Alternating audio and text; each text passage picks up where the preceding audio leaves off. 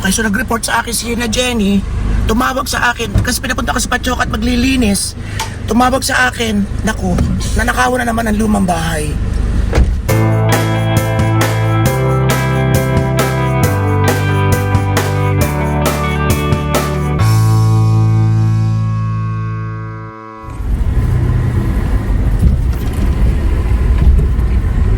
Ang tanong ay yung aking YouTube na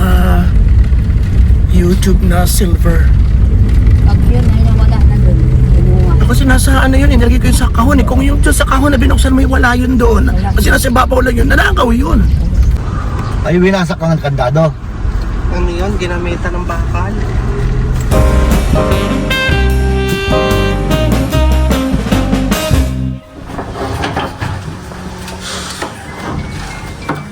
Oh, Diyos ko po. Kaya rin, pinatawad. Yung mga maleta, pinagbubuksan pa nila. Oo, baka may mananakaw.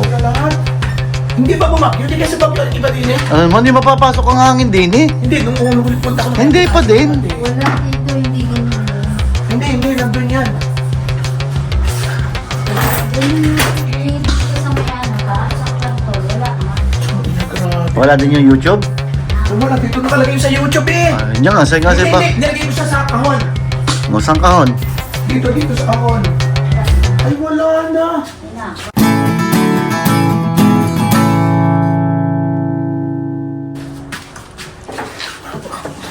Ang bala. Sayang. Grabe na nga ako. Ay, kaisa-isa. Ano ko yun eh. Nakaw yun doon dito.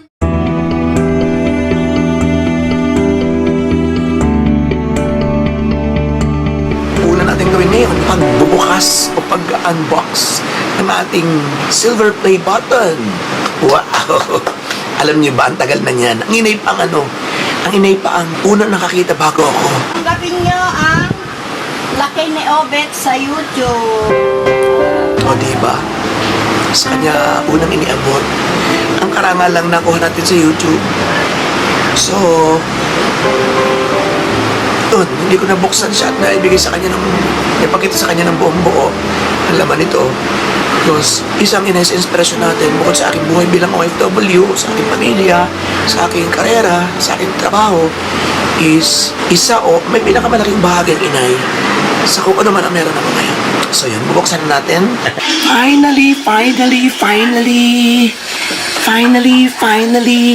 Finally! Charang! Ayan na! Basahin natin! Ang ganda. Ayan, presented to Robotology for passing 100,000 subscribers. YouTube.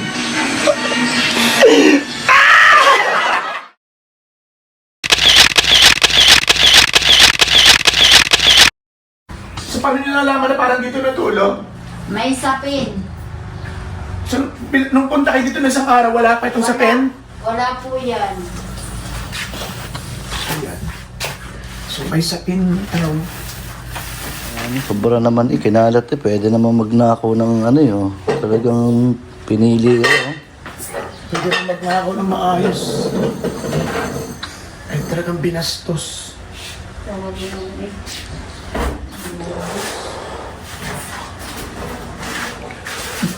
Parang galit. Talagang may galit na talagang may hinahanap. May na... So, yung Ba't hindi kinuha yung ano, rice cooker? sa'yo yung YouTube eh. Pati yung kortina, nalaglag. Sobra naman yung lintik na mga yun.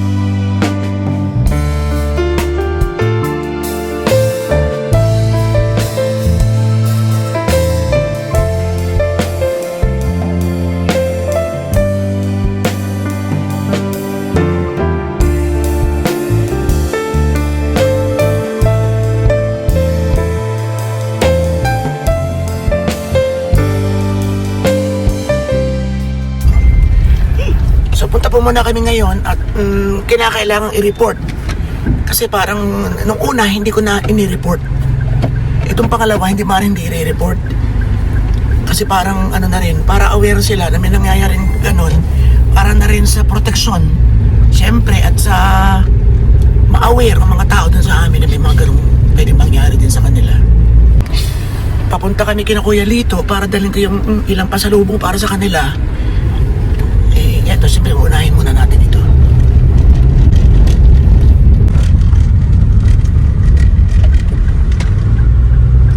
Sobrang init ngayon.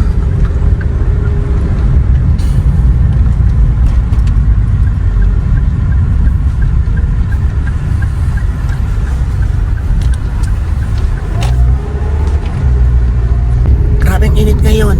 29, 28 kanina eh. Ay umalis ako sa Japan ay ilan ba? 8? 7, 8? Buti hindi ka nagkakasakit. Ayan na. Hindi ba nila kailangan puntahan yun eh, no? Mas i-report lang natin, no? May mga picture na. Later lang. Oo. May mga picture na akong ginawa para in case na hanapin nila, siyempre ready tayo. Ayan. Ito po ang aming barangay.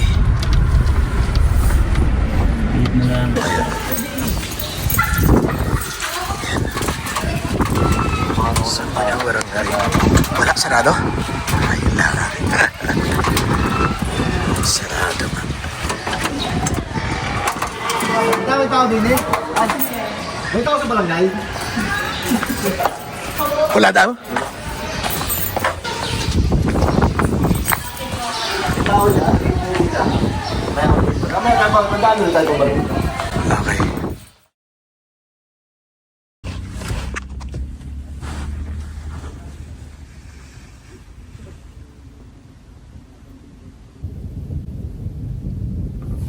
Ay, naku. Masakit. Medyo nasaktan ako doon. Dahil, hindi ko alam kung bakit kailangan kunin yun. Akala siguro merong presyo na malaki yung YouTube silver play button. Bihira lang ho nagkakaroon ng ganun. Kaya yun ang masakit sa akin because priceless. Magkaiba eh. Sa kanila ay walang emosyon, walang bas pera. Siyempre, nanakawin nila yun para sa pera. Baka may convert sa pera. Sa akin ay ginto, diamante, or higit pa doon. Kasi nga, hindi ka basta-basta magkakaroon ng ganun. Hindi mo na ako pwedeng pagsahod, bibila ko sa kanto ng ganun din. I mean, pwede makarequest ng duplicate, most probably. Pero, bukod sa gagastos, ay iba yung original. Iba yung mismong ginawa para sa achievement mo. Sa kauna-unahang pagkakataon, ipinarating sa iyo yung congratulations at pagkilala sa inyong lahat. Dahil nagkaroon naman kami ng ganun para sa 100,000 taong taga-subaybay o subscribers. Yun ang medyo mabigat-bigat sa dibdib. Yun ay inilagay ko na rin sa box. Nakuha ko na yung mga anime last year, yung iba ko mga collection. Nakuha ko na ibang mga importanteng bagay. Yun ay nilagay ko muna sa kwarto ng inay. Nanakawan na ang bahay ng isang beses. Nang ninakaw lamang, walang ginalaw, walang gulo, walang chaos. Ang nawala lamang ay kurtina at electric fan. Pagbalik-balik na rin natin ang sitwasyon, magpaikot-ikot man tayo ng ating mga haka-haka at kuro-kuro, ay nakakapagtaka pa rin kung bakit yun ang kukunin. So nagkaroon kami ng dalawang clue. Clue ba? Dalawang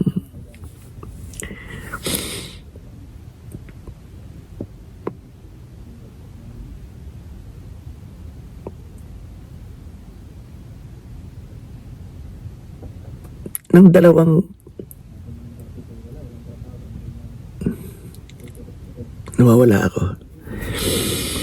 Nagkaroon kami ng dalawang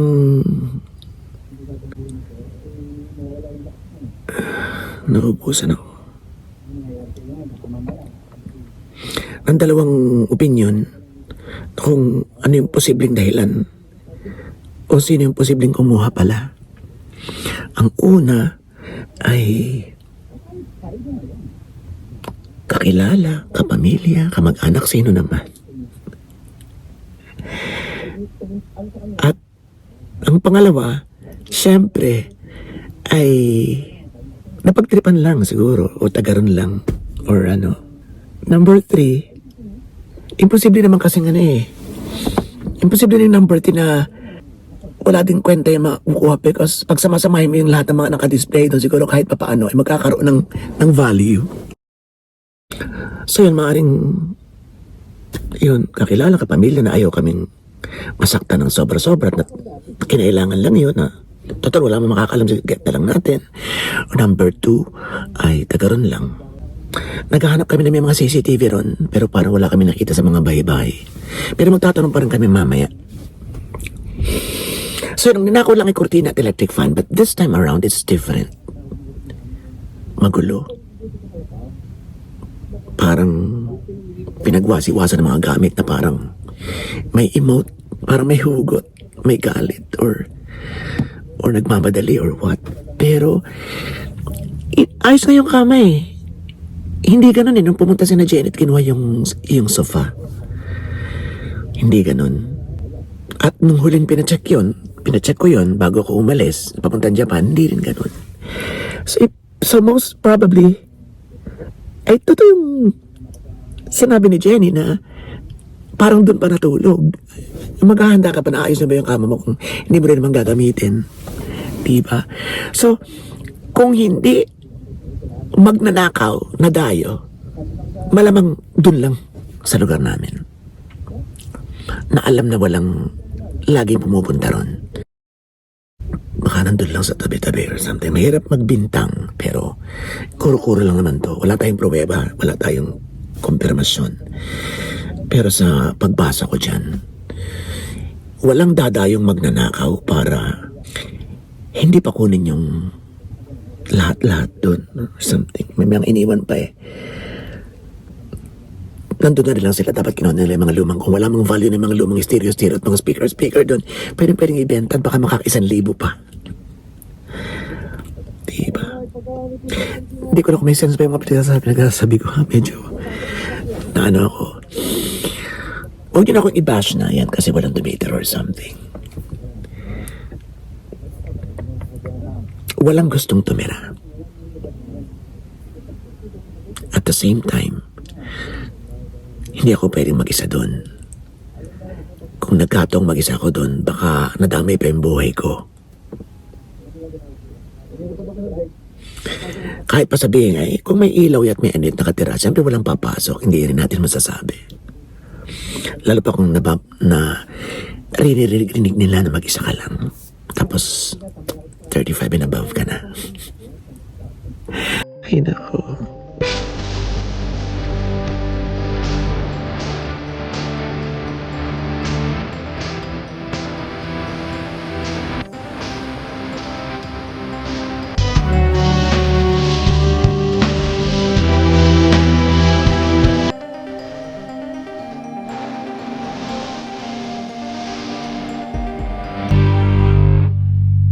Napahanap na ako ng picture kay Ira sa luma kong phone. Kasi yung luma kong phone ay nasa pamangkin ko. Na-isend sa akin. Kasi alam ko may mga pictures ako ng aking ng aking silver play button. And then ipopost ko. Baka may taga Mindorong na nakakita o napagbenta o na napagbigyan or something. Baka magkakaroon ng konsensya na makipag-ugnay sa akin. Baka maaabot pa. Diba?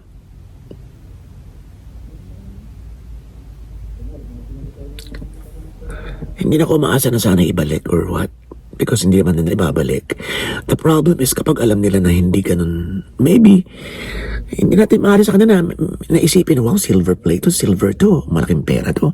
Para pag walang tumanggap, walang wala palang value, ganun lang pala yun. Talaga yung value pala niya ay nandun sa hidden, nandun sa Sa mensaheng ibinibigay nito na ito isang pagkilala sa isang achievement na priceless, na hindi mo pwedeng bilhin o hindi mo pwedeng ibenta.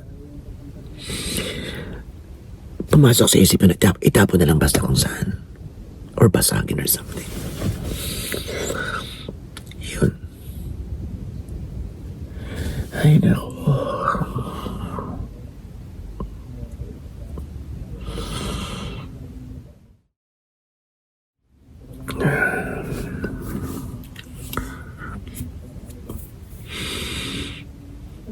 Babalikan namin ng barangay at baka ando na.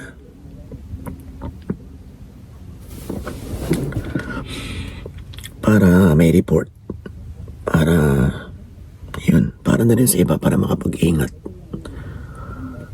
Kung nakapunta sila ron at nakastay ng ilang araw, maaaring naobserbahan na nila ibang mga bahay na ganito pala, wala rin pala masyadong nagtatatao ron sa kabilang bahay, or umaalis pala ng madaling araw yung ganito yung sa kabilang bahay. So yung ganun.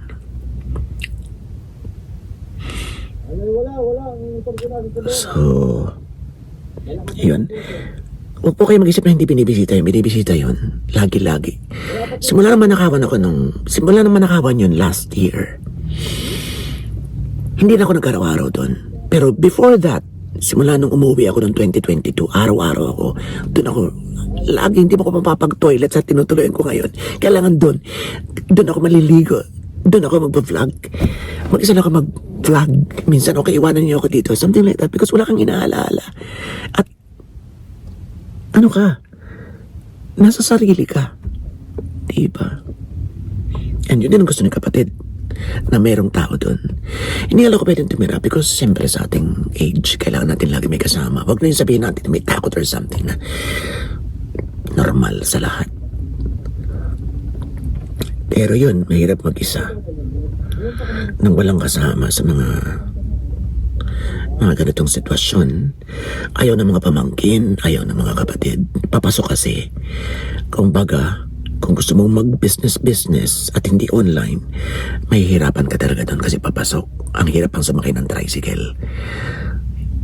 Kahit magtinda ka doon, wala nang bibili. So, kung baga, hindi talaga siya buhay sa mga gustong masaya yung environment or pwedeng kumita. At the same time, luma na yung bahay. Pero pinayos naman ni kapatid yun bago siya umalis. Nung bumisita siya 2 years ago. Hindi lang na lahat, pero napaayos naman. And may ilan lang tulo-tulo sa unan or something.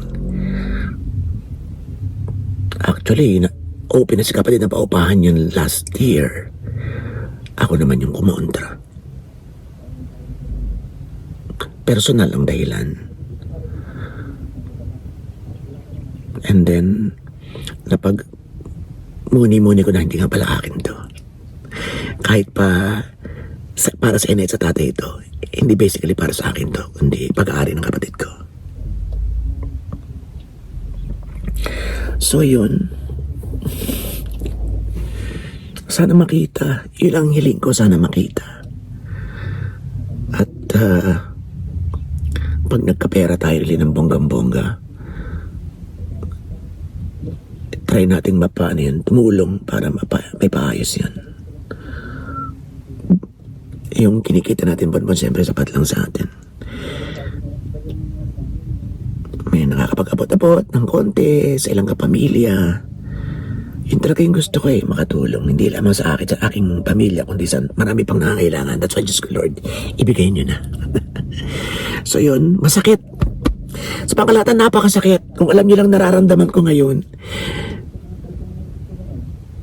na gusto ko rin sampal-sampalin. Actually, nahampas-hampas ko na within ng aking sarili kanina kung bakit inilagay ko na sa box, hindi ko pa dinala sa bahay. Kasi ang nasa isip ko, medyo parang puno na yung kwarto.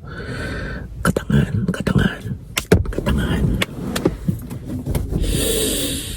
Wala na, ando na yun. So, gagawa na tayo ng action. Ipopost ko mamaya at sana, baka sakaling makikita pa natin. Sana ma-share. Sana makita. So maraming salamat. And then, yun. Dala ko yung mga ilang pasalubong na re-ready ko pa. Ipamimigay ko pa. Yung isa ipadala ng kapatid sa kaibigan niya. Yung iba ay ibibigay ko sa aking kaibigan na si Lilian. Napakabait sa akin, napakabuti. And then, kina Kuya Lito sa kanyang pamilya. Yung iba. Sila na lang. And then may isa pa. Pero bala ko bukas na lang. Meron tayong isang pinuntahan bago tayo napunta ng Japan na merong lupus. Na bihira may ganon. Nasa delicate stage na yata. Stage 4 something. Bata pa 16 years old na babae. So, inihingi natin ng tulong siya before. And then, bala kong abutan. Makapagbigay mo lang ng konting ngiti ng ilang tsokolate at saka ramen. Yan. Okay po, so, dyan lang kayo. Sama kayo.